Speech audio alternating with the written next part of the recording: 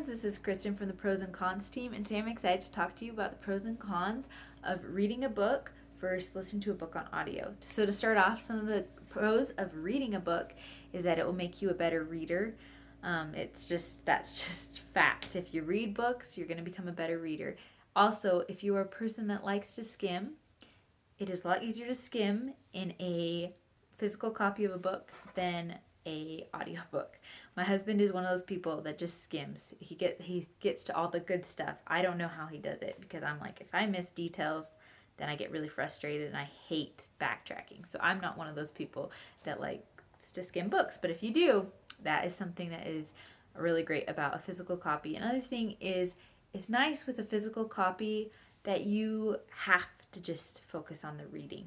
It's a great way to de-stress, and yeah, it's fantastic. Some of the cons of a physical copy is if it's not on a Kindle, it will take up space, whether you buy it or even a library book. And also it can get damaged. It's not something that's just like there all the time. Those are some of the cons of reading a book. So moving on to the pros of an audiobook.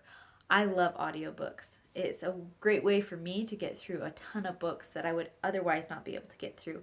I've done audiobooks while I've been on a lawnmower. I've done it while washing dishes, while cleaning the bathroom, while driving. It's just so great to be able to do and listen to it while you're doing things that you normally couldn't have that opportunity to listen to a book.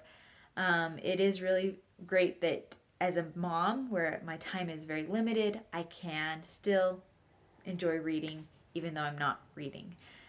Something else with an audiobook is that it doesn't take up space. You can usually just get it on your phone, on Audible, or through a library app.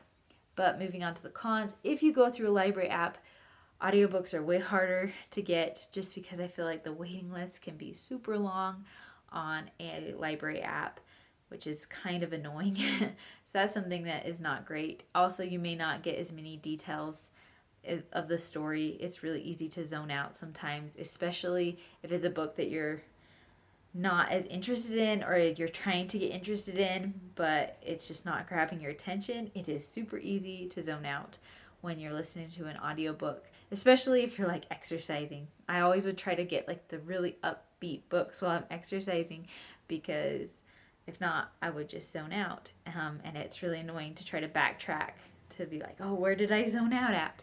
So those are some of the cons of listening to an audiobook. I hope you found this helpful. If you would like to add any pros and cons, please comment below.